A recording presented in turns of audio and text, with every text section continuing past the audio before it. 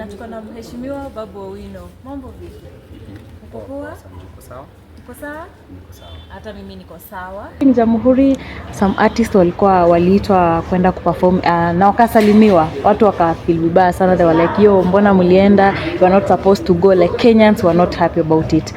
I don't know what's your take on that? About them going to perform during Jamhuri. You know, Kenyans are hurting. Yeah.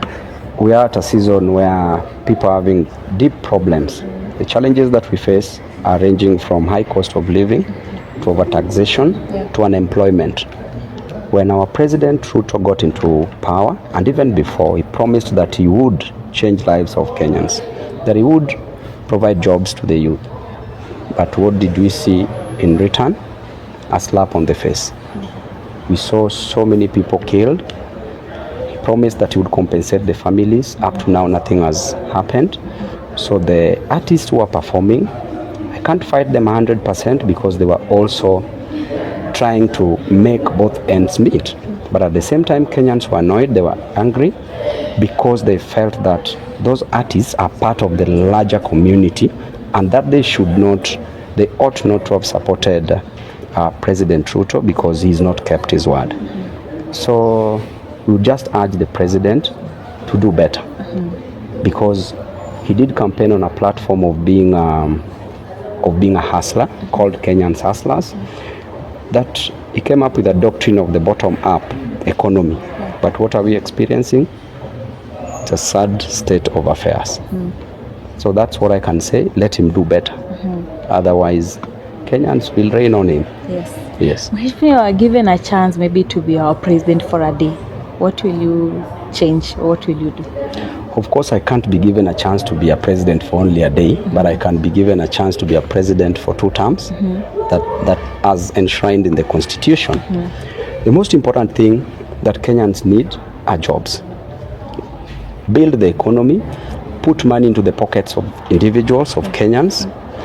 There was a Great Depression in the United States of America under the leadership of a president called Franklin Roosevelt between the year 1929 to the year 1939, and that period the economy was assaulted.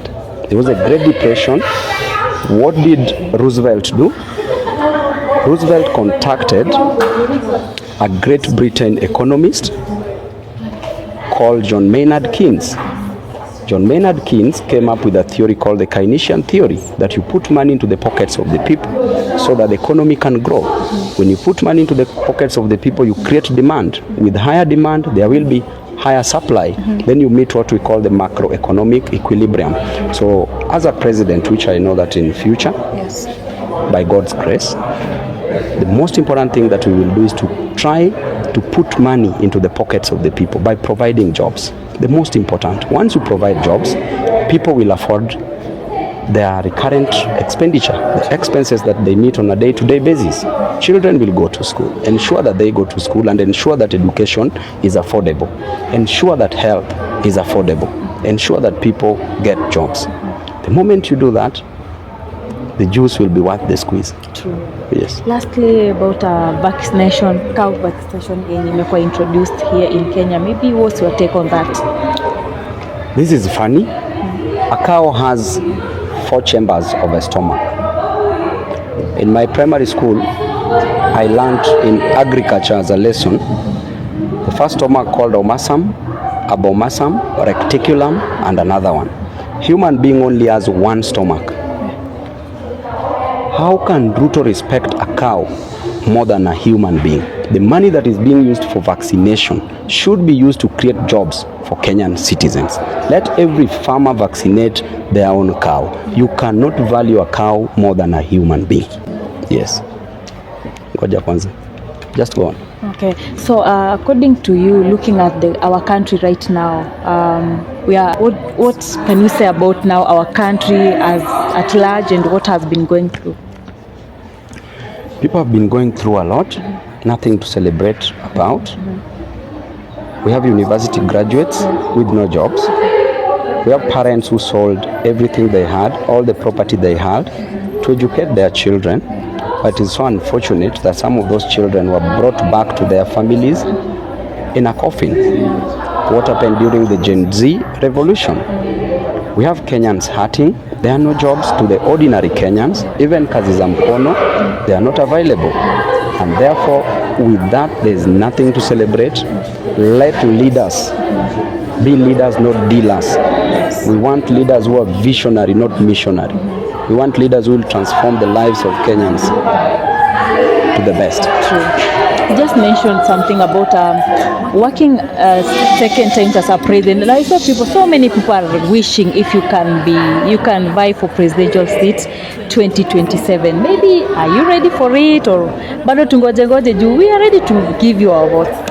I was born ready. I'm always ready. And being a president requires intellect, requires political acumen, requires passion and energy. All the three characters, I have them. Yes. But at the right time, we will make the right move. For now, as a member of parliament for Embakasi's constituency, I will work for my people. I will deliver and do my best. Then at the right time, I will make a decision. If I go for presidency, I'm the only person who can beat Kasongo. If I go for gubernatorial seat, this one now is very empty.